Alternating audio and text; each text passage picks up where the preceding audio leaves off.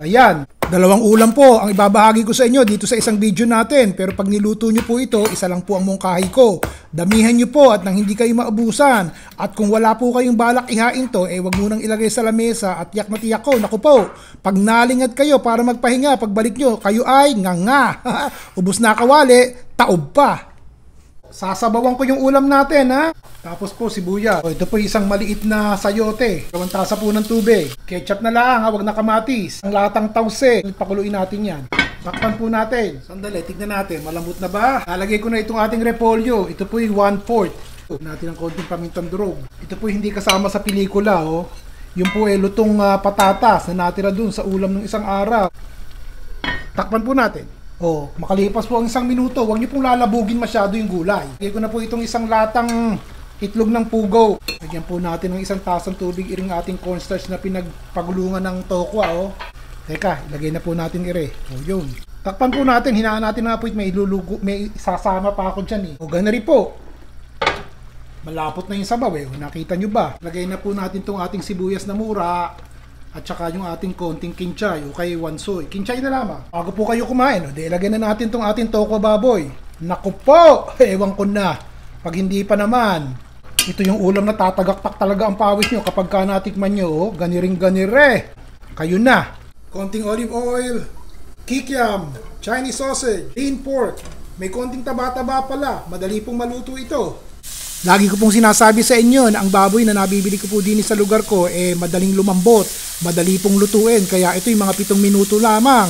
Lalo na kung maninipis po ang hiwa nyo katulad ng ginawa ko, sandaling-sandali po. Konting asin, paminta, lean pork, at saka Chinese sausage na pinapupula ko lang. Sun-dried tomatoes. Mapula na po ang ating baboy at saka yung ating sun-dried tomatoes ayos na. Patayin ko po sandali, ha. Ito po yung ating kumukulong pasta. Yun. Pag kumukulo yung tubig, lagyan nyo po ng asin. Yun daw po ang dapat. Tsaka nyo ilagay yung 1 kaong spaghetti. Spaghetti na lang po ang aking ginamit. Lutuin nyo yan ng 10 minuto. Yun. Huwag nyo pong papatayin yung kumukulong tubig. Yung pinanggalingan ng pinaglutuan ng spaghetti. Gagamitin po natin yun mamaya.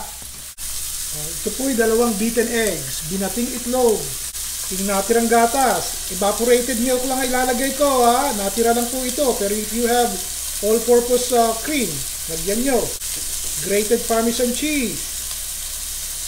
Halo. Lagyan ko po ng 1 tablespoon butter. Hayaan nating matunaw para medyo creamy yung dating. Lagay natin to. Hilaw pa yung ano niyan, ha. Hilaw pa yung itlog. So, ganun.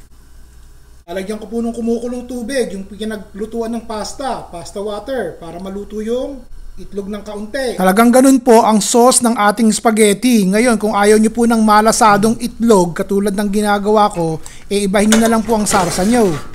So, lutong-luto na yung itlog, parang malasado lang, di ba? Ilalagay ko na po balik dito sa ating kawali. Halo! Ganun lamang. Parsley.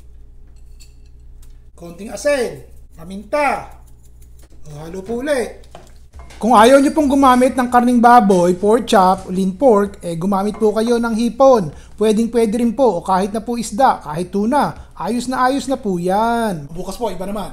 Basta magko-comment po kayo at binabasa ko, ha. Ayos? Ron Dilaro po.